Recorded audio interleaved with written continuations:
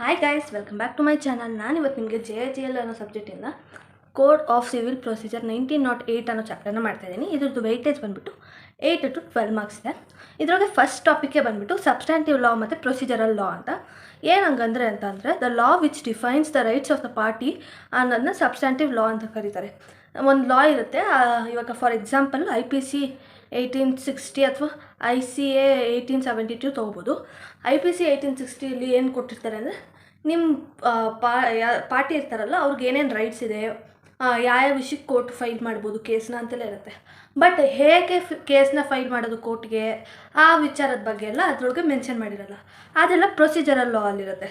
Only define the procedure to file a ಸೂಟ್ನ ಹೇಗೆ file ಮಾಡೋದು ಅನ್ನೋ ಪ್ರೊಸೀಜರೆಲ್ಲ ಪ್ರೊಸೀಜರಲ್ ಲಾ ಅಲ್ಲಿರುತ್ತೆ. ಅದು ನಿಮಗೆ ರೈಟ್ಸ್ ಆಫ್ ದ ಪಾರ್ಟಿಯೆಲ್ಲ ಇದು ಮಾಡಲ್ಲ. IPC 1860ಗೆ ಪ್ರೊಸೀಜರಲ್ ಲಾ ಬಂದುಬಿಟ್ಟು CPC 1908 ಅನ್ನೋದು. ಮತ್ತು ಕ್ರಿಮಿನಲ್ ಇದಕ್ಕೆ CRPC 1973 ಅಂತ ಇದೆ. ಓಕೆನಾ. ಮತ್ತು substantive law is also called as objective law. Procedural law is also called as remedial law. ಇದನ್ನು ಡಿಫ್ರೆನ್ಸ್ ಬಿಟ್ವೀನ್ ಕೇಳ್ಬೋದು ಸಬ್ಸ್ಟ್ಯಾಂಟಿವ್ ಮತ್ತು ಪ್ರೊಸೀಜರಲ್ಗೆ. ಇಲ್ಲಿ ಏನು ಪ್ಯಾರಾಗ್ರಾಫ್ ಇದೆಯೋ ಅದನ್ನೇ ಪಾಯಿಂಟ್ ವೈಸಲ್ಲಿ ಬರೆದ್ರೆ 4 ಪಾಯಿಂಟ್ಸ್ ಆರಾಮಾಗಿ ಆಗುತ್ತೆ, ಅದನ್ನೇ ಬರಿಬೋದು. ಇಷ್ಟೆಲ್ಲ ಹೇಳೋದ್ಮೇಲೆ ನಿಮ್ಗೊಂದು ಐಡಿಯಾ ಬಂದಿರುತ್ತೆ ಪ್ರೊಸೀಜರಲ್ ಲಾ ಅಂದರೆ ಹಿಂಗಿರುತ್ತೆ, ಸಬ್ಸ್ಟ್ಯಾಂಟಿವ್ ಲಾ ಅಂದರೆ ಹಿಂಗಿರುತ್ತೆ ಅಂತ. ಬಟ್ ಇವಾಗ ನಾವೇನು ಚಾಪ್ಟರ್ ಮಾಡ್ತೀವಲ್ಲ, ಇದು ಸಿವಿಲ್ ಪ್ರೊಸೀಜರ್ ಆ್ಯಕ್ಟ್ 1908 ಅಂದರೆ ಇದು ಪ್ರೊಸೀಜರಲ್ ಲಾ. ನಾವು ಈ ಚಾಪ್ಟರಲ್ಲಿ ಪ್ರೊಸೀಜರ್ ಬಗ್ಗೆ ಎಲ್ಲ ಇನ್ ಡೀಟೇಲಾಗಿ ಕಲಿತೀವಿ. ಫಸ್ಟು ಹೇಳ್ತಿದ್ದಾಗೆ ಫಸ್ಟ್ ಪ್ರೊಸೀಜರಿಂದನೇ ಸ್ಟಾರ್ಟ್ ಮಾಡ್ತೀವಿ ಈ ಚಾಪ್ಟರ್ನ. ನಾನು ಇದು ಪ್ರೊಸೀಜರ್ ಸ್ಟಾರ್ಟ್ ಮಾಡೋಕ್ಕೆ ಮುಂಚೆ ನಿಮಗೆ ಒಂದು ಬ್ಯಾಕ್ಗ್ರೌಂಡ್ ಸ್ಟೋರಿ ಹೇಳ್ತೀನಿ, ಸೊ ದಟ್ ಇಡೀ ಚಾಪ್ಟರಲ್ಲಿ ನೀಟಾಗಿ ಎಕ್ಸ್ಪ್ಲೇನ್ ಮಾಡೋಕ್ಕೆ ಈಸಿ ಆಗುತ್ತೆ ಅಂತ. ಏನು ಸ್ಟೋರಿ ಅಂತಂದರೆ, ಒಂದು ಎಜುಕೇಷನ್ ಇನ್ಸ್ಟಿಟ್ಯೂಟ್ ಇರುತ್ತೆ, ಅದರ ಹೆಸರು ವಿಕಾಸ್ ಅಂತ ಇಟ್ಕೊಬಿಡೋಣ. ಆ ವಿಕಾಸ್ ಅನ್ನೋ ಎಜುಕೇಷನ್ ಇನ್ಸ್ಟಿಟ್ಯೂಟ್ ಅಂಡರಲ್ಲಿ ಒಂದು ಟೀಚರ್ ಕೆಲಸ ಮಾಡ್ತಿರ್ತಾರೆ. ಅವರು ಏನಂತ ಅಂದರೆ, ಅವರು ಒಂದು ಅಗ್ರಿಮೆಂಟ್ಗೆ ಸೈನ್ ಮಾಡಿರ್ತಾರೆ ಇವ್ರ ಜೊತೆ. ಏನಂತಂದರೆ, ನಾನು 5 years ತನಕ ಇದೇ ವಿಕಾಸ್ ಅನ್ನೋ ಇನ್ಸ್ಟಿಟ್ಯೂಟಲ್ಲೇ ಕೆಲಸ ಮಾಡ್ತೀನಿ, ಬೇರೆಲ್ಲೂ ಹೋಗಲ್ಲ ಅಂತ ಸೈನ್ ಮಾಡಿರ್ತಾರೆ. ಓಕೆನಾ. ಬಟ್ ಅವ್ರು ಸಡನ್ನಾಗಿ 5 years ಅಲ್ಲಿ 3 years ಕಂಪ್ಲೀಟ್ ಮಾಡ್ತಾರೆ. ಆಮೇಲೆ ಅವ್ರಿಗೆ ಒಂದು ಒಳ್ಳೆ ಆಪರ್ಚುನಿಟಿ ಸಿಗುತ್ತೆ ಬೇರೆ ಕಡೆ, ಇನ್ನೂ ಜಾಸ್ತಿ ಸಂಬಳ ಕೊಡೋ ಥರ. ಅದಕ್ಕೆ ಇವ್ರು ಏನಂತಾರೆ, ಇಲ್ಲ ನಾನು ರಿಸೈನ್ ಮಾಡಿಬಿಡ್ತೀನಿ ಅಂತ ಹೇಳ್ಬಿಟ್ಟು ರಿಸೈನ್ ಮಾಡಿಬಿಡ್ತಾರೆ ಸಡನ್ನಾಗಿ. 3 months ಪ್ರಯರ್ ನೋಟಿಸು ಕೊಟ್ಟಿಲ್ಲ, 5 year ಕಾಂಟ್ರಾಕ್ಟ್ ಇತ್ತಲ್ಲ ಅದನ್ನು ಮುರಿದಿದ್ದಾರೆ. ಓಕೆನಾ. ಅದು ಆ ಥರ ಕೆಲಸ ಮಾಡ್ತಾರೆ ಅವರು. ಆವಾಗ ಏನು ಮಾಡುತ್ತೆ ಅಂದರೆ, ವಿಕಾಸ್ ಅನ್ನೋ ಇನ್ಸ್ಟಿಟ್ಯೂಟ್ ಇರುತ್ತಲ್ಲ ಅದು ಬಂದುಬಿಟ್ಟು ನಿಮಗೆ ಕೇಸ್ನ ಫೈಲ್ ಮಾಡುತ್ತೆ ಈ ಟೀಚರ್ ಮೇಲೆ. ಹೆಂಗೆ ಫೈಲ್ ಮಾಡುತ್ತೆ ಅಂದರೆ, ಅಫೆಕ್ಟೆಡ್ ಯಾರಾಗಿರೋದಿಲ್ಲಿ ಇನ್ಸ್ಟಿಟ್ಯೂಟ್ ಅಲ್ವಾ, ಅವರು ಪ್ಲೇಂಟಿಫ್ ಆಗ್ತಾರೆ. ಅವರು ಫೈಲ್ ಮಾಡಬೇಕಾಗತ್ತೆ ಕೇಸ್ನ, ವಿಚ್ ಕನ್ಸಿಸ್ಟ್ ಆಫ್ ಪ್ಲೇಂಟ್ಸ್. ಏನಂತ ಅಂದರೆ, ಏನೇನು ಇಶ್ಯೂ ಇರುತ್ತೋ ಲಿಸ್ಟ್ ಆಫ್ ಇಶ್ಯೂ ಅದ್ರ ಜೊತೆಗೆ ಫೈಲ್ ಮಾಡಬೇಕು. ಮತ್ತು ಫರ್ದರ್ ಇನ್ನೂ ಏನೇನು ಕನ್ಸಿಸ್ಟ್ ಆಗಿರಬೇಕು ಅಂದರೆ, ಕಾಸ್ ಆಫ್ ಆ್ಯಕ್ಷನ್, ಈ ಆ್ಯಕ್ಷನ್ ಆಗೋಕ್ಕೆ ಏನೇನು ಕಾರಣ ಅದನ್ನು ಬರೆದಿರ್ಬೇಕು ಅದ್ರೊಳಗೆ. ಮತ್ತು ಅದರ್ ಪಾರ್ಟಿ ಡೀಟೇಲ್ಸ್ ಅಂದರೆ ಬೇಸಿಕಲಿ ಡಿಫೆಂಡೆಂಟ್ ಅಂದರೆ ಯಾರು ಇಲ್ಲಿ ಟೀಚರು, ಪ್ಲೇಂಟಿಫ್ ಅಂದರೆ ಇನ್ಸ್ಟಿಟ್ಯೂಟು, ಡಿಫೆಂಡೆಂಟ್ ಅಂದರೆ ಟೀಚರು. ಓಕೆನಾ. ಅವ್ರದ್ದು ಅವ್ರು ಎಲ್ಲಿ ವಾಸ ಆಗಿದ್ದಾರೆ, ಏನು ಮಾಡ್ತಾಯಿದ್ದಾರೆ, ಎಷ್ಟು ಓದಿದ್ದಾರೆ, ಅವ್ರ ಡೀಟೇಲ್ಸ್ ಎಲ್ಲನೂ ಅವರು ಸಬ್ಮಿಟ್ ಮಾಡಬೇಕಾಗುತ್ತೆ ಪ್ಲೇಂಟಿಫು. ಆಮೇಲೆ ರೆಮಿಡೀಸ್ಗಳು ಕೇಳಬೇಕು. ರೆಮಿಡೀಸ್ ಅಂತಂದರೆ, ಇವಾಗ ಬಿಟ್ಟೋಗ್ಬಿಟ್ಟಿದ್ದಾರಲ್ಲ ಟೀಚರ್ಸು, ಅದರಿಂದ ಏನು ಮಾಡಿದ್ರೆ ಈ ಕೇಸ್ನ ಕ್ಲೋಸ್ ಅಂದರೆ ಏನು ಮಾಡಿದ್ರೆ ಪ್ಲೇಂಟಿಫ್ಗೆ ಸ್ಯಾಟಿಸ್ಫ್ಯಾಕ್ಷನ್ ಆಗುತ್ತೆ ಅಂತ. ಓಕೆನಾ. ಅದು ರೆಮಿಡೀಸ್ ಅಂತ ಕೊಡೋವಂಥದ್ದು. Remedies you requested. ಏನೇನು ರೆಮಿಡೀಸ್ ಕೇಳ್ಬೋದು ಅಂದರೆ, 3 types ಆಫ್ ರೆಮಿಡೀಸ್ ಇರುತ್ತೆ. 3 typesಲ್ಲಿ ಒಂದು ಮಾನಿಟರಿ ರಿಲೀಫು, ಸ್ಪೆಸಿಫಿಕ್ ರಿಲೀಫು, ಇನ್ನೊಂದು ಪ್ರಿವೆಂಟಿವ್ ರಿಲೀಫು ಅಂತ. ಓಕೆನಾ. ಮಾನಿಟರಿ ರಿಲೀಫ್ ಅಂದರೆ ಕಾಂಪನ್ಸೇಷನು, ಆ ಥರ ಏನಾದ್ರು ಕೇಳ್ಬೋದು. ಅಂದರೆ ನೀನು 3 ವರ್ಷ ಕೆಲಸ ಮಾಡಿದ್ಯಾ, ಇನ್ನು 2 ವರ್ಷ ಕೆಲಸ ಮಾಡಿದಿರೋಕ್ಕೆ ನನಗೆ ಇಷ್ಟು ದುಡ್ಡು, ನನಗೆ ಲಾಸ್ ಆಗಿದೆ, ಇಷ್ಟು ದುಡ್ಡು ಅಂತ ಕಟ್ಕೊಡು ಅಂತ ಹೇಳ್ತಾರೆ. ಅದು ಮಾನಿಟರಿ ರಿಲೀಫು. ಇನ್ನೊಂದು ಏನಂತಂದರೆ ಸ್ಪೆಸಿಫಿಕ್ ರಿಲೀಫ್ ಏನಂತಂದರೆ, ಇವಾಗ ಸಡನ್ನಾಗಿ ಫಿನಾನ್ಷಿಯಲ್ ಇನ್ಸ್ಟಿಟ್ಯೂಟು ಇವನೇ 5 ವರ್ಷ ಟೀಚರ್ ಅಂತ ಅಂದ್ಕೊಂಡಿರ್ತಾನೆ, ಅದ್ರ ಪ್ರಕಾರನೇ ಸ್ಟೂಡೆಂಟ್ಸ್ ಎಲ್ಲ ಅಡ್ಮಿಟ್ ಮಾಡ್ಕೊಂಡಿರ್ತಾನೆ. ಸಡನ್ನಾಗಿ ಈ ಟೀಚರ್ ಇಲ್ಲ ಅಂದರೆ ಆ ಸ್ಟೂಡೆಂಟ್ಸ್ಗೆ ಎಕ್ಸಾಮ್ ಬಂದೇ ಬರುತ್ತಲ್ಲ, ಸೊ ಅದರಿಂದ ಅವನೆಂತಾನೆ, ಇಲ್ಲ ನಂಗೆ ದುಡ್ಡು ಇಲ್ಲದೆ ಇದ್ರೂ ಪರವಾಗಿಲ್ಲ, ಈ ಟೀಚರೇ ಬೇಕು, ಇನ್ನು 2 ವರ್ಷ ಇವ್ನು ಕಂಪ್ಲೀಟ್ ಮಾಡಬೇಕು ನಮ್ಮ ಇನ್ಸ್ಟಿಟ್ಯೂಟಲ್ಲಿ ಅಂತ. ಅದನ್ನೇ ಸ್ಪೆಸಿಫಿಕ್ ರಿಲೀಫ್ ಅಂತಾರೆ. ಎಷ್ಟು ಗ್ಯಾರಂಟಿ ಅಗ್ರಿಮೆಂಟಲ್ಲಿ ಅವರಿಬ್ಬರು ಕಾಂಟ್ರಾಕ್ಟಲ್ಲಿ ಏನಿತ್ತೋ 5 years ಇರಬೇಕು ಅಂತ, ಅಷ್ಟನ್ನು ಇವನು ಫುಲ್ಫಿಲ್ ಮಾಡಬೇಕು. ಅದನ್ನು ಸ್ಪೆಸಿಫಿಕ್ ರಿಲೀಫ್ ಅಂತಾರೆ. ಓಕೆನಾ. ಇವನು ಸರಿ ಅಂತ ಎಲ್ಲ ಇದಾಯಿತು, ಎಲ್ಲ ಒಪ್ಕೊಂಡ್ರು. ಇವನು ಟೀಚರ್ದು ತಪ್ಪು ಅಂತ ಗೊತ್ತಾಯಿತು, ಎಲ್ಲ ಒಪ್ಕೊಂಡ್ರು, ಹೋದ್ರು. ಬಟ್ ಹೋಗಾದ್ಮೇಲೆ ಇವನೇನು ಮಾಡ್ತಾನೆ, ಟೀಚರ್ ಇದ್ದವನು ಸರಿ ಅಂತ ಕಂಟಿನ್ಯೂ ಮಾಡ್ತಿರ್ತಾನೆ ಟೀಚಿಂಗ್ನ. ಬಟ್ ಅವನೇನು ಮಾಡ್ತಾನೆ, ಸ್ವಲ್ಪ ದಿನ ಆದಮೇಲೆ ಎರಡೆರಡು ಇನ್ಸ್ಟಿಟ್ಯೂಟ್ ಅಂದರೆ ಇನ್ನೊಂದು ಯಾವುದೋ ಇನ್ಸ್ಟಿಟ್ಯೂಟ್, ಎಜುಕೇಷನ್ ಇನ್ಸ್ಟಿಟ್ಯೂಟ್ ಇರುತ್ತೆ, ಅಲ್ಲೂ ಇಲ್ಲಿ ರಜಾಕಿ ಅಲ್ಲಿ ಕೆಲಸ ಮಾಡೋದು, ಅಲ್ಲಿ ರಜಾಕಿ ಇಲ್ಲಿ ಕೆಲಸ ಮಾಡೋದು, ಆ ಥರ ಎರಡೆರಡು ಇನ್ಸ್ಟಿಟ್ಯೂಟಲ್ಲಿ ಮಾಡ್ತಿರುತ್ತೆ. ಯಾವುದೇ ಒಂದು ಎಂಪ್ಲಾಯಿ ಆಗಬೇಕಾದ್ರೂ ನಾವು ಒಂದು ಕಾಂಟ್ರಾಕ್ಟ್ನ ಸೈನ್ ಮಾಡಿರ್ತೀವಿ. ಏನಂತಂದರೆ 3 ತಿಂಗ್ಳಿಗೆ ಮುಂಚೆನೇ ಬಿಡೋಕ್ಕೆ 3 ತಿಂಗ್ಳಿಗೆ ಮುಂಚೆನೇ ಹೇಳ್ಬೇಕು ಅಂತ ಒಂದು. ಇನ್ನೊಂದು ಸೇಮ್ ಲೈನಲ್ಲಿರೋ ಇದ್ರ ಬಿಸ್ನೆಸ್ ಜೊತೆ ನಾವು ಕೆಲಸ ಮಾಡೋಂಗಿಲ್ಲ. ಎರಡೆರಡು ಬಿಸ್ನೆಸ್ಸಲ್ಲಿ ಒಟ್ಟಿಗೆ ಕೆಲಸ ಮಾಡೋಂಗಿಲ್ಲ, ಎರಡೆರಡು ಇನ್ಸ್ಟಿಟ್ಯೂಟಲ್ಲಿ ಒಟ್ಟಿಗೆ ಕೆಲಸ ಮಾಡೋಂಗಿಲ್ಲ ಅಂತ ಸೈನ್ ಮಾಡಿರ್ತಾರೆ. ಇವನೇನು ಮಾಡ್ತಿದ್ದಾನೆ, 2 ಎಜುಕೇಷನ್ ಇನ್ಸ್ಟಿಟ್ಯೂಟಲ್ಲೂ ಮ್ಯಾನೇಜ್ ಮಾಡ್ಕೊಂಡು ಕೆಲಸ ಮಾಡಬೇಕು ಅಂತ ಪ್ಲ್ಯಾನ್ ಹಾಕ್ಬಿಟ್ಟಿದ್ದಾನೆ. ಪ್ಲ್ಯಾನ್ ಮಾಡ್ತಾನೂ ಇದ್ದಾನೆ. ಈ ವಿಕಾಸ್ ಅನ್ನೋ ಇನ್ಸ್ಟಿಟ್ಯೂಟ್ ಅವ್ರಿಗೆ ಗೊತ್ತಾಗ್ಬಿಡುತ್ತೆ ಇವನು ಮೋಸ ಮಾಡ್ತಿದ್ದಾನೆ ನಮಗೆ ಅಂತ. ಆವಾಗ ಮತ್ತೆ ಕೇಸ್ ಹಾಕ್ತಾರೆ. ಮತ್ತೆ ಕೇಸ್ ಹಾಕಿದ್ಮೇಲೆ ಇವಾಗ ಬೇಕಿದ್ರೆ ಅವರು ಪ್ರಿವೆಂಟಿವ್ ರಿಲೀಫ್ನ ಕೇಳ್ಬೋದು. ಪ್ರಿವೆಂಟಿವ್ ರಿಲೀಫ್ ಅಂದರೆ ಅವನು 5 ವರ್ಷ ಕಾಂಟ್ರಾಕ್ಟ್ನ ಮುಗಿಸೋ ತನಕ ಅವ್ನು ಅದೇ ಸೇಮ್ ಲೆವೆಲಲ್ಲಿ, ಅಂದರೆ ಅದೇ ಲೈನಲ್ಲಿರೋ ಬಿಸ್ನೆಸ್ಸು ಅಥವಾ ಇನ್ಸ್ಟಿಟ್ಯೂಟಲ್ಲೋ ಅವ್ನು ಕೆಲಸ ಮಾಡೋಂಗಿಲ್ಲ ಅಂತ. ಅಂದರೆ ಪ್ರಿವೆಂಟಿವ್ ಅಂದರೆ ಏನೋ ಮಾಡ್ತಿರೋದನ್ನ ಸ್ಟಾಪ್ ಮಾಡುವಂಥದ್ದು, ಅದನ್ನು ಪ್ರಿವೆಂಟಿವ್ ರಿಲೀಫ್ ಅಂತ ಕರೀತಾರೆ. ಓಕೆನಾ? ಇಷ್ಟನ್ನು ಕೇಳಿ ಪ್ಲೇಂಟಿಫು ಕೇಸ್ ಹಾಕ್ತಾರೆ. ಕೇಸ್ ಹಾಕಾದ್ಮೇಲೆ ಏನಂತಂದರೆ ಕೋರ್ಟ್ ಇರುತ್ತಲ್ಲ, ಅದು ಒಂದು ನೋಟಿಸ್ನ ಕಳಿಸುತ್ತೆ, ಸಮನ್ ನೋಟಿಸ್ ಅಂತ ಕಳಿಸುತ್ತೆ, ಸಮನ್ ಕಾಪಿಯನ್ನು ಕಳಿಸುತ್ತೆ. ಓಕೆನಾ? ಅದೇನಂತಂದರೆ ಡೂಪ್ಲಿಕೇಟ್ ಕಾಪಿ, ಪ್ಲೇಂಟಿಫ್ ಏನು ಕಂಪ್ಲೇಂಟ್ ಫೈಲ್ ಮಾಡಿರ್ತಾನಲ್ಲ ಅದ್ರದ್ದು ಡೂಪ್ಲಿಕೇಟ್ ಕಾಪಿ, ಮತ್ತು attach with a copy of duplicate copy ಮತ್ತು ಪ್ಲೇಂಟಿಫ್ದು ಕಾಪಿ, ಮತ್ತು ಪ್ಲೇಂಟಿಫೇ ಎಲ್ಲ ಎಕ್ಸ್ಪೆನ್ಸಸ್ ಏನೇನು ಕೋರ್ಟ್ ಎಕ್ಸ್ಪೆನ್ಸಸ್ ಇರುತ್ತಲ್ಲೋ ಅದೆಲ್ಲ ಪ್ಲೇಂಟಿಫೇ ಕಟ್ಟಕ್ಕಾಯ್ತಾ. ಇದನ್ನು ಸಮನ್ ನೋಟಿಸ್ನ ಏನಕ್ಕೆ ಕಳಿಸೋ ಉದ್ದೇಶ ಏನು ಅಂತಂದರೆ, ಡಿಫೆಂಡೆಂಟ್ಗೆ ನಿನ್ನ ಮೇಲೆ ಈ ಥರ ಕೇಸ್ ಆಗಿದೆಪ್ಪ, ನೀನು ಈ ಟೈಮಲ್ಲಿ ಕೋರ್ಟ್ಗೆ ಪ್ರೆಸೆಂಟ್ ಆಗಬೇಕು, ಅಪಿಯರ್ ಆಗಬೇಕು ಈ ಟೈಮಲ್ಲಿ ಅಂತ ಹೇಳೋದಕ್ಕೆ ಡಿಫೆಂಡೆಂಟ್ಗೆ ಕಳಿಸೋವಂಥದ್ದು. ಓಕೆನಾ? ಆಮೇಲೆ ಡಿಫೆಂಡೆಂಟ್ ಕಳಿಸಾದ್ಮೇಲೆ ಡಿಫೆಂಡೆಂಟ್ ಓದಾದ್ಮೇಲೆ ಅವನು ರಿಟರ್ನ್ ಕಳಿಸ್ಬೇಕು. Will file the reply or response to the court. Defendant ಕೋರ್ಟ್ಗೆ ಮತ್ತೆ ಇಲ್ಲಿದೆ ನೋಡಿ, ಫಸ್ಟ್ ಇದಾದಮೇಲೆ ಇದು. ಓಕೆನಾ? ಏನಂತಂದರೆ ರಿಟರ್ನ್ ಕಳಿಸ್ತಾರೆ, ರಿಟರ್ನ್ ಸ್ಟೇಟ್ಮೆಂಟ್ನ ಕಳಿಸ್ತಾರೆ ವಿತಿನ್ 30 ಡೇಸು. ವಿತಿನ್ 30 ಡೇಸಲ್ಲಿಗೆ ರಿಟರ್ನ್ ಸ್ಟೇಟ್ಮೆಂಟ್ನ ಕಳಿಸ್ಬೇಕು ಡಿಫೆಂಡೆಂಟು.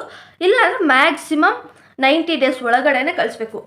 ಆಫ್ ROS ಅಂದರೆ ರಿಸೀವ್ ಆಫ್ ಸಮನ್ ರಿಸೀವ್ ಆಗಿರೋ 90 ಡೇಸ್ ಒಳಗಡೆನೆ ರಿಪ್ಲೈನ ಕಳಿಸ್ಬೇಕಾಗತ್ತೆ ಕೋರ್ಟ್ಗೆ ಡಿಫೆಂಡೆಂಟು. ಓಕೆನಾ?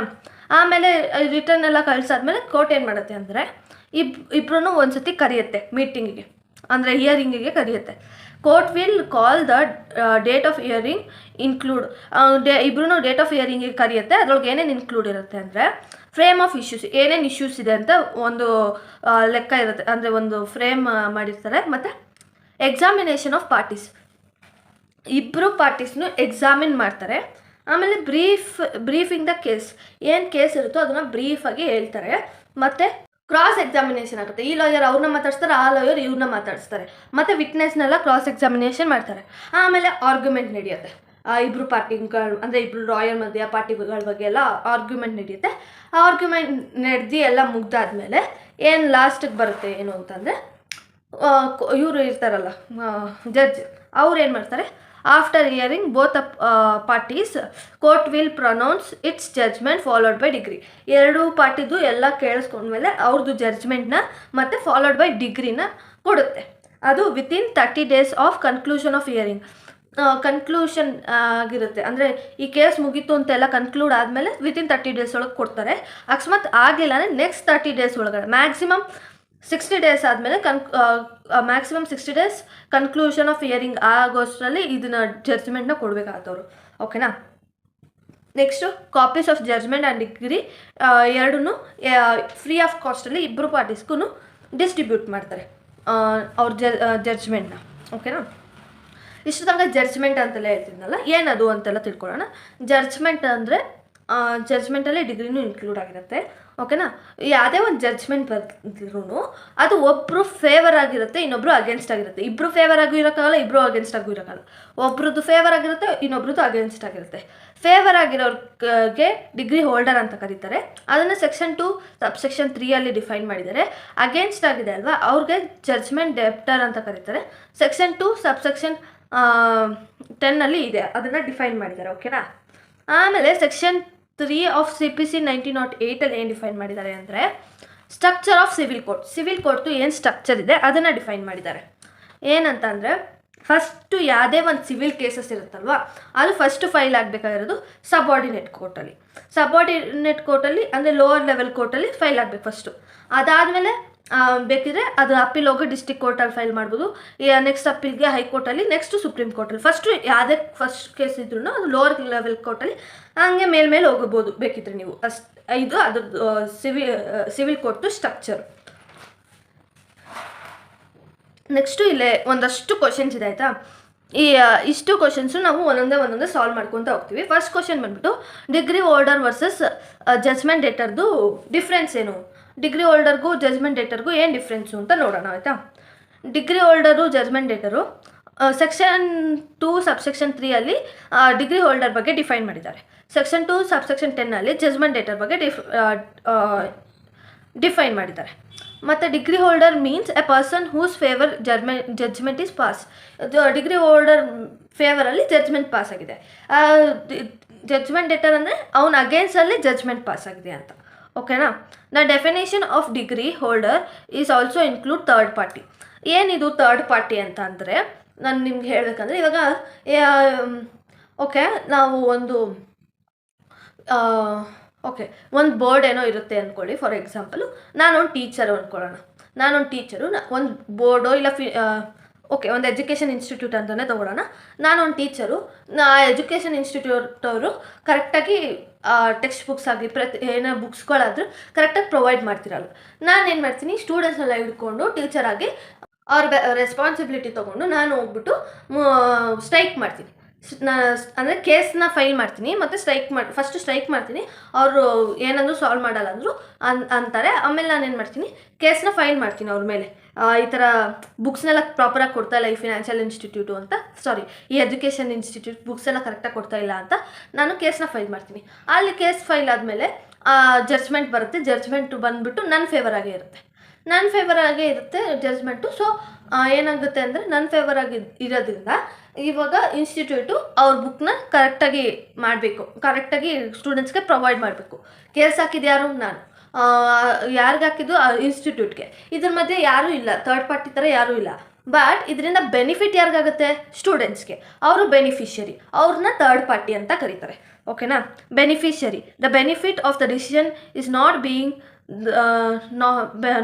The party of the case. ಅವರು ಸ್ಟೂಡೆಂಟ್ಸು ಬೆನಿಫಿಟ್ನ ಅನುಭವಿಸ್ತಾ ಇದ್ದಾರೆ, ಬಟ್ ಅವರು ಕೇಸ್ದು ಪಾರ್ಟ್ ಆಗಿ ಇಲ್ಲ. ಅವ್ರನ್ನ ಥರ್ಡ್ ಪಾರ್ಟಿ ಅಂತ ಕರೀತಾರೆ. ಓಕೆನಾ? ಅದನ್ನು ಡೆಫಿನೇಷನಲ್ಲಿ ಇನ್ಕ್ಲೂಡ್ ಆಗಿದೆ. ಡಿಗ್ರಿ ಹೋಲ್ಡರ್ ಡೆಫಿನೇಷನಲ್ಲಿ ಇನ್ಕ್ಲೂಡ್ ಆಗಿದೆ. In the definition of judgment debtor does not include legal representative of deceased judgment debtor. ಇದೇನಂತ ಹೇಳುತ್ತೆ ಅಂದರೆ ಇದರೊಳಗೆ ನಿಮಗೆ ಡಿಗ್ರಿ ಹೋಲ್ಡರ್ ಆಗಿದ್ರೆ ನಿಮ್ಗೆ ಬೆನಿಫಿಟ್ ಸಿಗುತ್ತೆ, ಅದನ್ನು ಥರ್ಡ್ ಪಾರ್ಟಿನೂ ಅನುಭವಿಸ್ಬೋದು. ಜಡ್ಜ್ಮೆಂಟ್ ಡೇಟರಲ್ಲಿ ನಿಮ್ಮ ಅಗೇನ್ಸ್ಟೇ ಅಲ್ವಾ ಆಗಿರುತ್ತೆ ಕೇಸು, ಆವಾಗ ಒಂದಿಷ್ಟು ಫೈನ್ ಅಂತ ಏನೋ ಕಟ್ಟಬೇಕಂತ ಇರುತ್ತೆ ಅಂದ್ಕೊಳ್ಳಿ. ಕೇಸ್ ಮುಗ್ದಿತ್ತು, ಇನ್ನೇನು ಕಟ್ಟಬೇಕಾಗಿರೋ ಟೈಮಲ್ಲಿ ಕೇಸ್ ಹಾಕಿದವ್ರು ಅಂದರೆ ಜಡ್ಜ್ಮೆಂಟ್ ಡೇಟರ್ ಸತ್ತೋಗ್ತಾರೆ ಅಂದ್ಕೊಳ್ಳಿ. ಆ ಫೈನ್ ಏನಿರುತ್ತೋ ಅದನ್ನು ಅವ್ರ ಮಗ ಕಟ್ಟಂಗಿಲ್ಲ.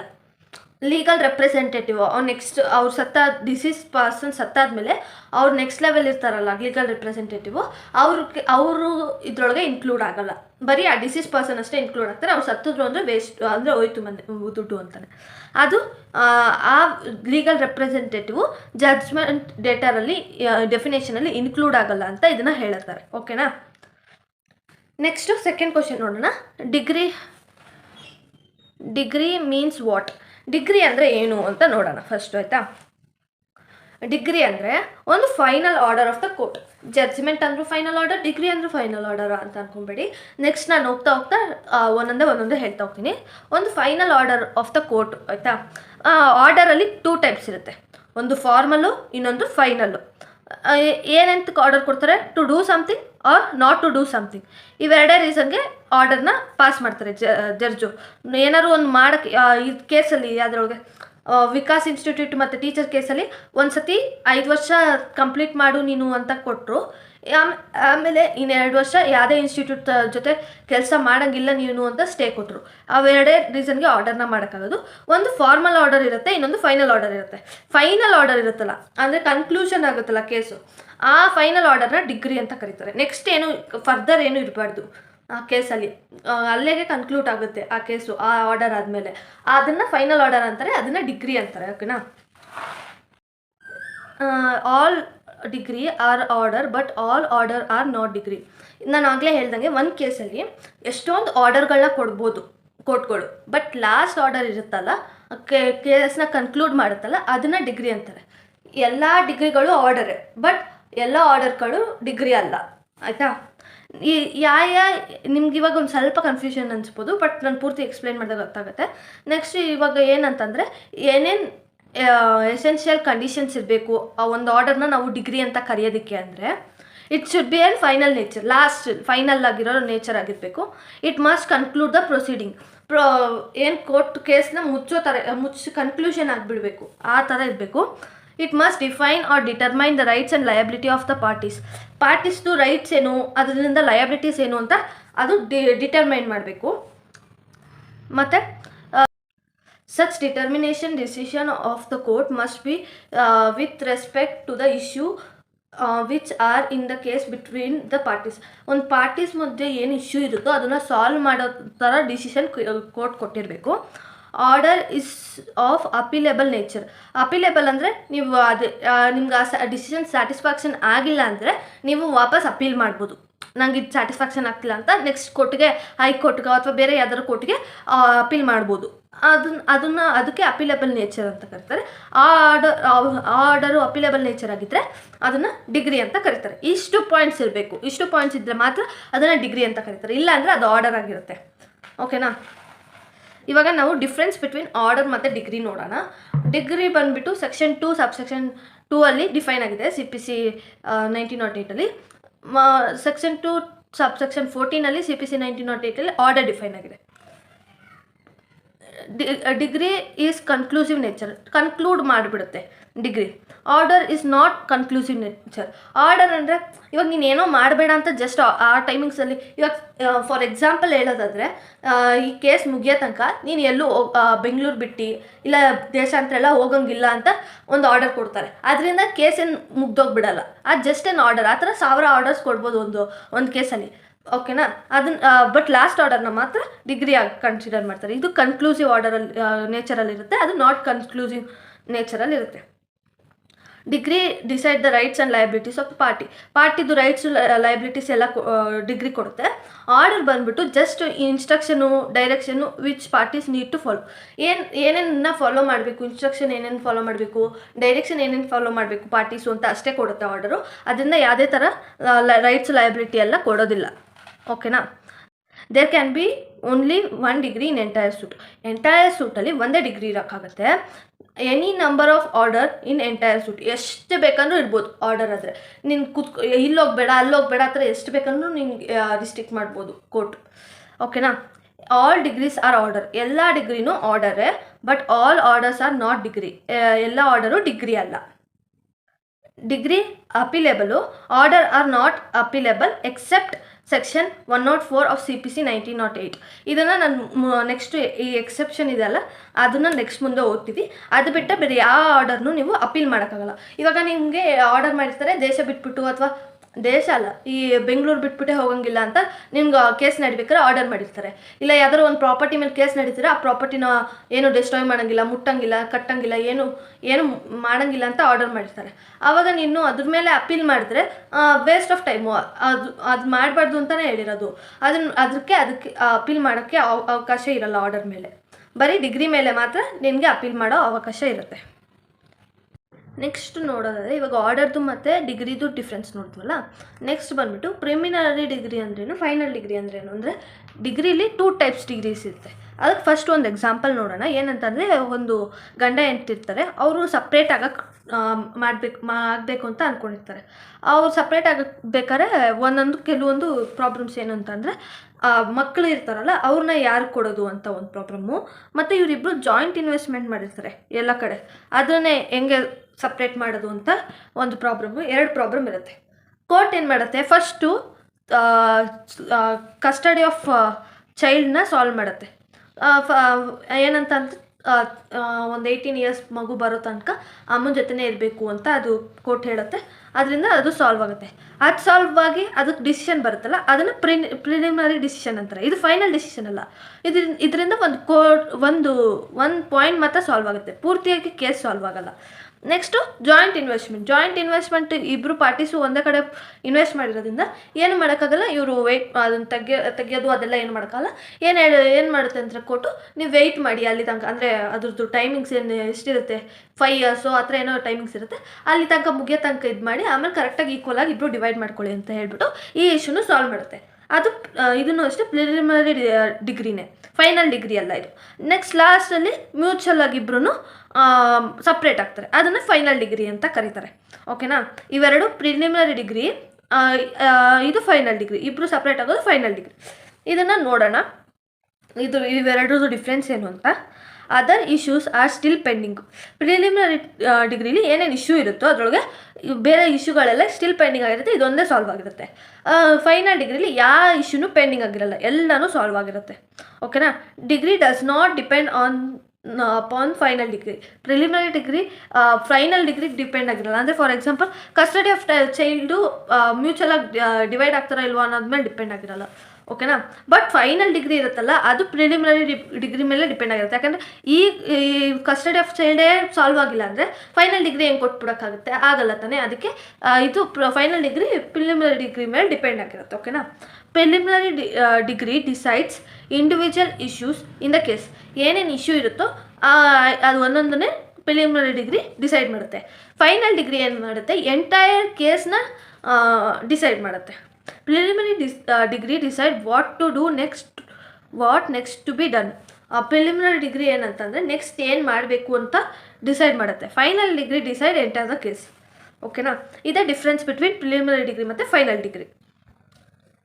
ನೆಕ್ಸ್ಟು ಇವಾಗ ಜಡ್ಜ್ಮೆಂಟ್ ಅಂದರೆ ಏನು ಅಂತ ನೋಡೋಣ. ಸೆಕ್ಷನ್ 2 ಸಬ್ಸೆಕ್ಷನ್ 9 ಡಿಫೈನ್ ಆಗಿದೆ. ಇದು ಏನಂತಂದರೆ ಅದು ಒಂದು return statement by the judge on the basis of decree ಅಥವಾ order is called as judgement. ಒಂದು ರಿಟರ್ನ್ ಸ್ಟೇಟ್ಮೆಂಟ್ ಬರೀತಾರೆ judge on the basis of decree ಅಥವಾ ಆರ್ಡರು, ಅದಕ್ಕೆ ಜಡ್ಜ್ಮೆಂಟ್ ಅಂತ ಕರೀತಾರೆ. ಓಕೆನಾ? The copy of judgement has to be ಡೀಟೇಲಾಗಿ ಇಡೀ ಕೇಸ್ ಬಗ್ಗೆ ಡೀಟೇಲ್ ಆಗಿರುತ್ತೆ. ಇವಾಗ ರಾಮ ಮಂದಿರ ಎಲ್ಲ ಕಟ್ಟಿದಾರಲ್ಲ, ಅದು ಕೇಸ್ ಎಷ್ಟು ವರ್ಷದಿಂದ ನಡೀತಾ ಇದೆ, ಅದ್ರದ್ದು ಜಡ್ಜ್ಮೆಂಟ್ ತೆಗೆದ್ರೆ ನಿಮಗೆ ಮಿನಿಮಮ್ ಅಂದರೆ 600 ಕಾಪೀಸ್ ಪೇಜಸ್ ಮೇಲಿರುತ್ತೆ. ಅದರ ಡೀಟೇಲಾಗಿ ಬರೆದಿರ್ತಾರೆ ಜಡ್ಜು. ಓಕೆನಾ? Must be date and sign by the presiding officer. ಯಾರು ಕೇಸ್ನ ಜಡ್ಜೆಲ್ಲ ಮಾಡಿರ್ತಾರೋ ಅವರು ಸೈನು ಡೇಟು ಎಲ್ಲ ಹಾಕೇ ಇರಬೇಕು ಜಡ್ಜ್ಮೆಂಟಲ್ಲಿ. Must be in court seal and must specify the legal reason that why did the court pronounce such judgment. ಏನಂತಂದರೆ court seal ಆಗಿರಬೇಕು ಮತ್ತು ಲೀಗಲಿ ರೀಸನ್ ಒಂದಿರಬೇಕಲ್ವ. ಈ ಜಡ್ಜ್ಮೆಂಟ್ನ ಇವನ್ ಫೇವರ್ ಆಗಿ ಇವನ್ ಅಗೇನ್ಸ್ಟ್ನ ಕೊಡೋದಕ್ಕೆ ಲೀಗಲಿ ರೀಸನ್ ಇರಬೇಕಲ್ವ, ಅದನ್ನು ಡೀಟೇಲಾಗಿ ಬರೆದಿರಬೇಕು ಅದರೊಳಗೆ. Judgement must be pronounce within 30 days of conclusion of ಇಯರಿಂಗ್ದು ಕನ್ಕ್ಲೂಷನ್ ಆಗಿ, ಇಯರಿಂಗ್ ಅಂದರೆ ಬೇಸಿಕಲಿ ಅವ್ರ ಪಾಯಿಂಟ್ ಆಫ್ ವ್ಯೂ ಇವ್ರ ಪಾಯಿಂಟ್ ಆಫ್ ವ್ಯೂನ ಕೇಳೋದು. ಅದು ಕನ್ಕ್ಲೂಡ್ ಆಗಿ 30 days ಫಸ್ಟ್ ಟೈಮು, ಇಲ್ಲ ಅಂದರೆ ಎಕ್ಸ್ಟೆನ್ಷನ್ನು ಬೇಕಿದ್ರೆ 60 days ತನಕ ಕೊಡ್ತಾರೆ. ಅಷ್ಟರಲ್ಲಿ ಜಡ್ಜ್ಮೆಂಟ್ನ ಅನೌನ್ಸ್ ಮಾಡಬೇಕಾಗತ್ತೆ, ಜಡ್ಜ್ಮೆಂಟ್ನ ಬರೆದ್ಬಿಟ್ಟು ಕೊಡಬೇಕಾಗತ್ತೆ ಕೋರ್ಟ್ ಅಂದರೆ ಜಡ್ಜು. ಅದನ್ನು ಜಡ್ಜ್ಮೆಂಟ್ ಅಂತ ಕರೀತಾರೆ. ಇವಾಗ ನಮಗೆ ಡಿಗ್ರಿ ಅಂದರೆ ಫೈನಲ್ಲು, ಡಿಗ್ರಿ ಅಂದ್ರೂ ಫೈನಲು, ಜಡ್ಜ್ಮೆಂಟ್ ಅಂದ್ರೂ ಫೈನಲು. ಎರಡದು ಡಿಫ್ರೆನ್ಸ್ ಏನು ಅಂತ ಫಸ್ಟ್ ನೋಡೋಣ. ಡಿಗ್ರಿದು ಸೆಕ್ಷನ್ 2 ಸಬ್ಸೆಕ್ಷನ್ 2 ಅಲ್ಲಿ CPC 1908 ಡಿಫೈನ್ ಆಗಿದೆ. Judgement section 2 subsection 9 of CPC 1908 define ಆಗಿದೆ. ಓಕೆನಾ? ಇದು ಪರ್ಫಾರ್ಮಿಂಗ್ ಪಾರ್ಟ್.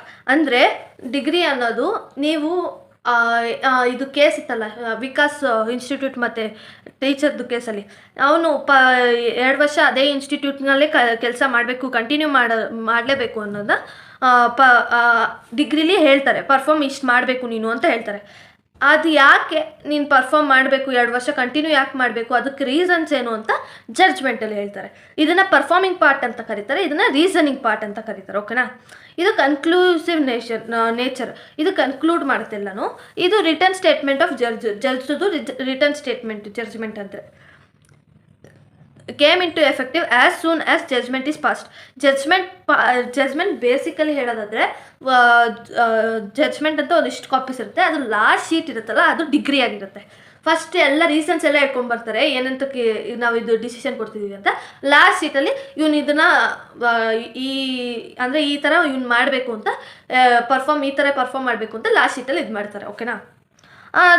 ಜಡ್ಜ್ಮೆಂಟ್ ಪಾಸ್ ಆಗಿ ಅದು ಇದಾದ್ಮೇಲೆ ಡಿಗ್ರಿಗೂ ಪವರ್ ಇರೋದು. ಓಕೆನಾ. After conclusion of hearing and when court pronounce it, conclusion of hearing ಆದಮೇಲೆ ಜಡ್ಜ್ಮೆಂಟ್ನ ಪ್ರೊನೌನ್ಸ್ ಮಾಡ್ತಾರಲ್ಲ ಆವಾಗಿಂದ ಜಡ್ಜ್ಮೆಂಟ್ಗೆ ಎಫೆಕ್ಟಿವ್ನೆಸ್ ಬರುತ್ತೆ, ಎಫೆಕ್ಟಿವ್ ಆಗುತ್ತೆ ಜಡ್ಜ್ಮೆಂಟ್. ಓಕೆನಾ. ಇದೇ ಜಡ್ಜ್ಮೆಂಟ್ ಮತ್ತು ಡಿಗ್ರಿದು ಡಿಫ್ರೆನ್ಸು. ಓಕೆನಾ. ನೆಕ್ಸ್ಟು 6th ಕ್ವಶನ್ಗೆ ಹೋಗೋಣ. 6th ಕ್ವಶನಲ್ಲಿ ಏನಂತಂದರೆ, ಇವಾಗ ನಾವು ಆಗಲೇ ನೋಡಿದ್ವಲ್ಲ ಪ್ಲೇಂಟಿಫು ಮತ್ತು ಡಿಫೆಂಡೆಂಟ್ ಅಂತೆಲ್ಲ, ಅವ್ರು ಅಕಸ್ಮಾತ್ ಕೋರ್ಟಿಗೆ ಬರಲಿಲ್ಲ ಅಂದಾಗ ಏನಾಗುತ್ತೆ, ಏನೇನು ಪ್ರಾಬ್ಲಮ್ ಆಗುತ್ತೆ, ಏನೇನು ಮಾಡ್ಬೋದು ಕೋರ್ಟು ಅನ್ನೋದು ಇದು ಕಾನ್ಸಿಕ್ವೆನ್ಸಿ ಆಫ್ ನಾನ್ ಅಪಿಯರೆನ್ಸ್ ಅಂತ ಮಾಡಿದ್ದಾರೆ. ಓಕೆನಾ. ಫಸ್ಟ್ನೇ ಅವ್ನು ಬಂದುಬಿಟ್ಟು ಪ್ಲೇಂಟಿಫು, ಸೆಕೆಂಡ್ನೇ ಅವನು ಡಿಫೆಂಡೆಂಟು. ಫಸ್ಟ್ ಒಂದು 4 ಕಾನ್ಸಿಕ್ವೆನ್ಸಸ್ ಇದೆ, 4 ನೋಡ್ತಾ ಹೋಗೋಣ. ಫಸ್ಟ್ ಕಾನ್ಸಿಕ್ವೆನ್ಸಸಲ್ಲಿ ಇಬ್ಬರು ಬಂದಿರ್ತಾರೆ, both appeared, court will start hearing. ಇಬ್ಬರು ಬಂದಿದ್ದರೆ ಕೋರ್ಟು ಇಯರಿಂಗ್ನ ಸ್ಟಾರ್ಟ್ ಮಾಡುತ್ತೆ. ಅಕಸ್ಮಾತ್ ಇಬ್ಬರೂ ಬರಲಿಲ್ಲ ಅಂದರೆ none of them appear, court will dismiss the ಕೇಸ್ನ ಡಿಸ್ಮಿಸ್ ಮಾಡಿಬಿಡುತ್ತೆ ಕೋರ್ಟು. ಅಕಸ್ಮಾತು ಪ್ಲೇಂಟಿಫ್ ಬರಲಿಲ್ಲ, ಡಿಫೆಂಡೆಂಟ್ ಬಂದಿದ್ದಾನೆ ಅಂದರೆ ಪ್ಲೇಂಟಿಫ್ ಡಿಡ್ ನಾಟ್ ಅಪಿಯರ್. ಓಕೆನಾ. ಕೋರ್ಟು ಡಿಸ್ಮಿಸ್ ಮಾಡುತ್ತೆ ಕೇಸ್ನ, ಕೇಸ್ ಆಗ್ತವೇ ಬಂದಿಲ್ಲ ಇವಾಗ, ಅದರಿಂದ ಕೋರ್ಟು ಡಿಸ್ಮಿಸ್ ಮಾಡುತ್ತೆ. ಇಲ್ಲ ಅಂದರೆ court may pass a decree in favour of plaintiff if defendant is ready to accept the of plaintiff's. ಏನಂತಂದರೆ ಇವಾಗ ಪ್ಲೇಂಟಿಫ್ ಬಂದಿಲ್ಲ, ಡಿಫೆಂಡೆಂಟ್ ಮಾತ್ರ ಬಂದಿದ್ದಾನೆ, ಅವನು ನೋಡ್ತಾನೆ, ಅವನು ಗೊತ್ತಿರುತ್ತೆ ಅವನು ತಪ್ಪು ಮಾಡಿದ್ದಾನೆ ಅಂತ. ಇದು ಸುಲಭ ಇರಲ್ಲ. ರಿಯಾಲಿಟಿಯಲ್ಲಿ ಕೋರ್ಟ್ ಕೇಸ್ ಅಷ್ಟು ಸುಲಭವಾಗಿ ಮುಗಿಯಲ್ಲ, ಇಯರ್ಸ್ ಗಟ್ಟಲೆ ನಡೆಯುತ್ತೆ ಒಂದೊಂದು ಕೇಸ್ ಕೂಡ. ಅದಕ್ಕೋಸ್ಕರ ಏನು ಮಾಡ್ತಾನೆ, ನಾನು ಟೈಮ್ ವೇಸ್ಟ್ ಎಲ್ಲ ಮಾಡೋಕ್ಕೆ ರೆಡಿ ಇಲ್ಲ, ನಾನು ಒಪ್ಕೊಂಡ್ಬಿಡ್ತೀನಿ ನಂದೇ ತಪ್ಪಿದೆ ಅಂತ, ನೀವು ಡಿಸಿಷನ್ ಕೊಟ್ಬಿಡಿ ಅಂತ ಹೇಳ್ತಾನೆ ಡಿಫೆಂಡೆಂಟು. ಆವಾಗ ಏನು ಮಾಡ್ತಾರೆ, ಪ್ಲೇಂಟಿಫ್ ಫೇವರಲ್ಲಿ ಡಿಸಿಷನ್ನ ಕೊಡ್ತಾರೆ. ಯಾವಾಗ ಡಿಫೆಂಡೆಂಟ್ ಅವನು ಒಪ್ಕೋಬೇಕು, ನಂದೇ ತಪ್ಪಿದೆ ಅಂತ ಅವನು ಅಕ್ಸೆಪ್ಟ್ ಮಾಡ್ಕೊಬೇಕು. ಏನೇನು ಪ್ಲೇಂಟಿಫ್ ಅವನ ಮೇಲೆ ಅಪವಾದನ ಹೊರಿಸ್ತಿದ್ದಾನೋ ಅದೆಲ್ಲ ನಂದೇ ತಪ್ಪು ಅಂತ ಪ್ಲೇಂಟಿಫ್ ಒಪ್ಕೊಂಡಾಗ ಮಾತ್ರ ಇವನು ಪ್ಲೇಂಟಿಫ್ ಫೇವರಲ್ಲಿ ಡಿಸಿಷನ್ ಆಗುತ್ತೆ ಅವತ್ತಿನ ದಿನ. ಓಕೆನಾ. 4th ಸಿನಾರಿಯೋ ಬಂದುಬಿಟ್ಟು ಪ್ಲೇಂಟಿಫ್ ಬಂದಿರ್ತಾನೆ, ಡಿಫೆಂಡೆಂಟ್ ಬಂದಿರಲ್ಲ. ಡಿಫೆಂಡೆಂಟ್ ಬಂದಿಲ್ಲ ಅಂತಂದರೆ ಏನಾಗಿರುತ್ತೆ, ಸುಮ್ಮನೆ ಬರೋಲ್ಲ ಅಂದರೆ ಕೋರ್ಟ್ ಕರೆದಿದ ತಕ್ಷಣ ಎಲ್ಲರೂ ಬಂದೇ ಬರ್ತಾರೆ. ಏನೇ ಇಂಪಾರ್ಟೆಂಟ್ ಇದ್ರೂ ಎಲ್ಲನೂ ರೀಶೆಡ್ಯೂಲ್ ಮಾಡಿಕೊಂಡು ಬಂದೇ ಬರ್ತಾರೆ. ಅಕಸ್ಮಾತ್ ಬಂದಿಲ್ಲ ಅಂದರೆ ಅದು ಇಂಡೈರೆಕ್ಟಾಗಿ ಏನು ಹೇಳ್ತಾ ಇದೆ ಅಂದರೆ ಡಿಫೆಂಡೆಂಟ್ ತಪ್ಪು ಮಾಡಿದ್ದಾನೆ ಅಂತ ಇಂಡೈರೆಕ್ಟಾಗಿ ಹೇಳ್ತಾ ಇದೆ. ಆವಾಗ ಏನು ಮಾಡ್ತಾರೆ, ಕೋರ್ಟು ಕಂಟಿನ್ಯೂ ಆಗುತ್ತೆ ಪ್ರೊಸೀಡಿಂಗ್ಸು, ಮತ್ತು court will pass ex parte ಡಿಗ್ರಿನ ಕೊಡುತ್ತೆ ಕೋರ್ಟ್. ಎಕ್ಸ್ ಪಾರ್ಟಿ ಡಿಗ್ರಿ ಅಂತ ಏನು ಅಂತಂದರೆ ಡಿಫೆಂಡೆಂಟೇ ತಪ್ಪು ಮಾಡಿರೋದು, ಪ್ಲೇಂಟಿಫ್ ಮಾಡ್ತಿರೋದೆಲ್ಲ ಕರೆಕ್ಟು ಅಂತ ಅದರೊಳಗೆ ಎಕ್ಸ್ ಪಾರ್ಟಿ ಡಿಗ್ರಿ ಅಂತಾರೆ. ಅದರೊಳಗೆ ಏನಂತಂದರೆ ಒಂದು ಡಿಗ್ರಿ ಪಾಸ್ ಆಗಿರುತ್ತೆ in favour of plaintiff in absence of ಡಿಫೆಂಡೆಂಟ್ಗೆ ಎಕ್ಸ್ ಪಾರ್ಟಿ ಡಿಗ್ರಿ ಅಂತ ಕರೀತಾರೆ. ಓಕೆನಾ. ನೀವು ಅನ್ಕೋಬೋದು ಅದೇನೋ ಸೀರಿಯಸ್ ಮ್ಯಾಟರೇ ಆಗಿರ್ಬೋದಲ್ವಾ ಡಿಫೆಂಡೆಂಟ್ ಬರೆದಿದ್ದಕ್ಕೆ, ಇವಾಗ ಅವ್ನಿಗೆ ಲಾಸ್ ಆಯ್ತಲ್ವಾ ಡಿಫೆಂಡೆಂಟ್ಗೆ, ಕೋರ್ಟ್ ಏನು ಕೊಡ್ತಾ ಇಲ್ವಲ್ಲ, ಡಿಫೆಂಡೆಂಟ್ ಸುಮ್ಮನೆ ಪ್ರಾಬ್ಲಮ್ ಆಯ್ತಲ್ಲ ಅಂತ ಅನ್ಕೋಬೋದು. ಬಟ್ ಏನಂತಂದರೆ 4 ರೆಮಿಡೀಸ್ ಅವೈಲೇಬಲ್ ಇರುತ್ತೆ ಡಿಫೆಂಡೆಂಟ್ಗೆ against ex parte degree.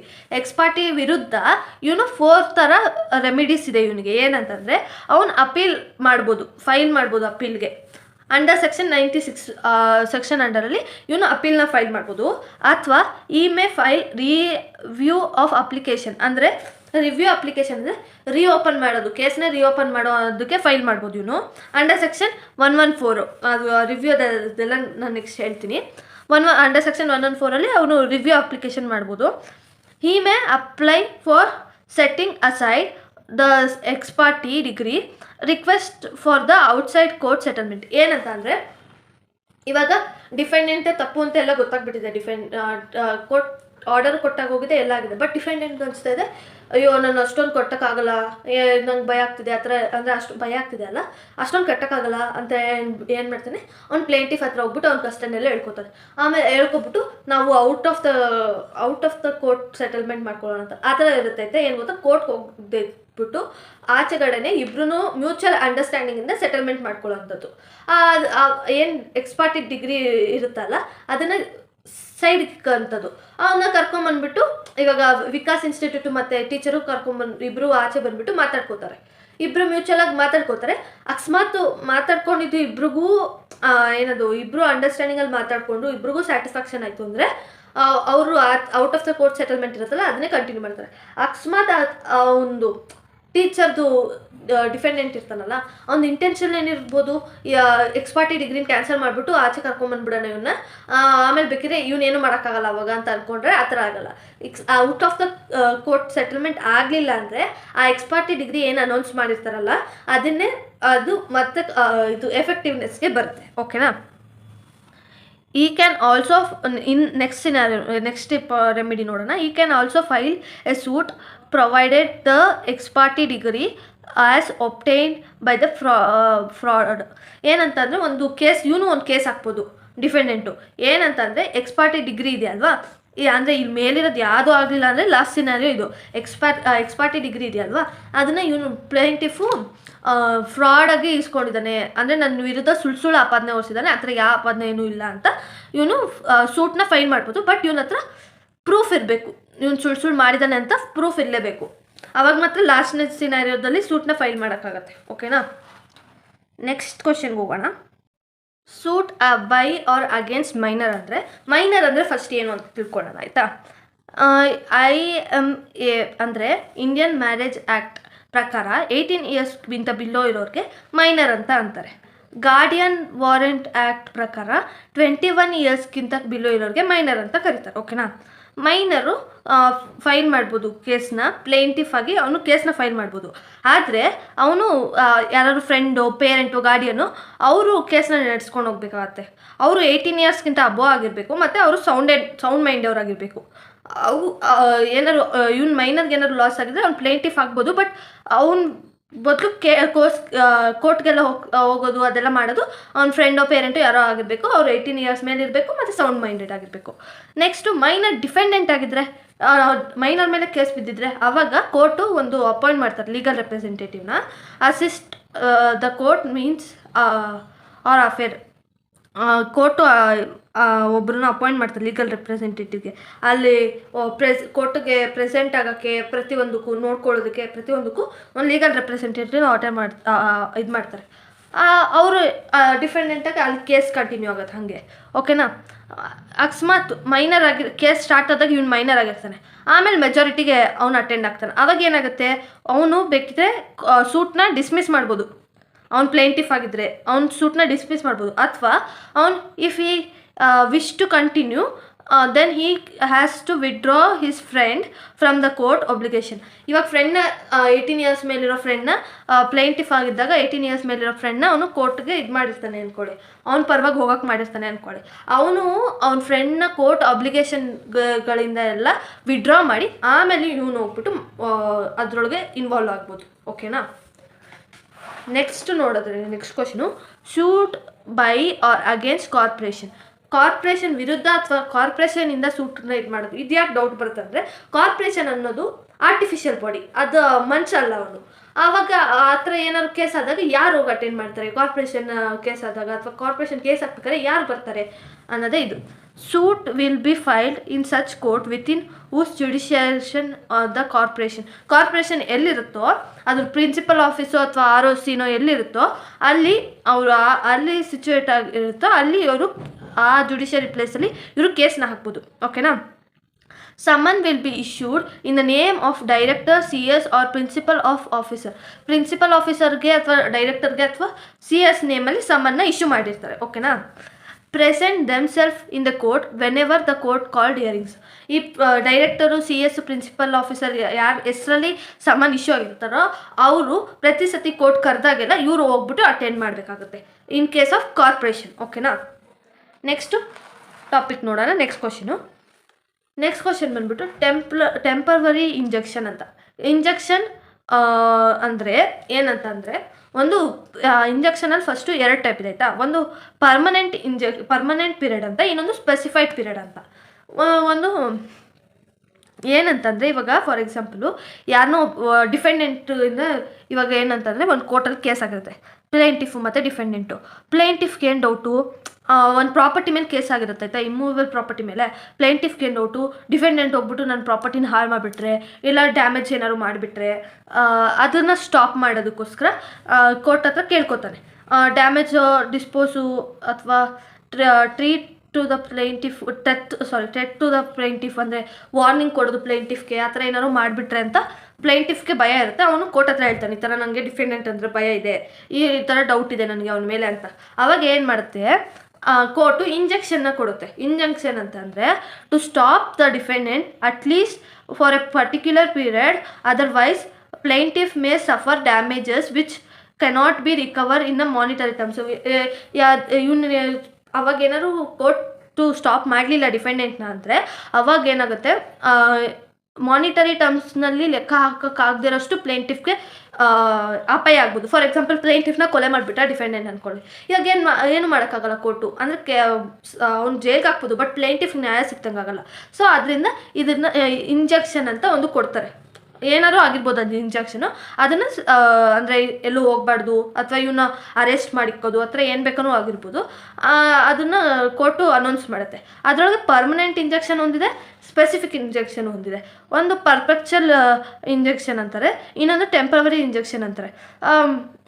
Temporary injection ಅಂದರೆ ಇಲ್ಲಿಂದ ಇಲ್ಲಿ ತನಕ ನೀನು ಅವ್ರ ಪ್ರಾಪರ್ಟಿನ ಇಷ್ಟು ತನಕ ಕೋರ್ಟಲ್ಲಿ ಕೇಸ್ ನಡೆಯೋ ತನಕ ನೀನು ಆ ಪ್ರಾಪರ್ಟಿ ಹತ್ರ ಹೋಗಂಗಿಲ್ಲ, ಇವನಿಗೆ ಯಾವುದೇ ಥರ ಥ್ರೆಟನ್ ಮಾಡೋಂಗಿಲ್ಲ, ಆ ಥರ ಎಲ್ಲ ಟೆಂಪರರಿಯಾಗಿ ಕೊಡುವಂಥದ್ದು.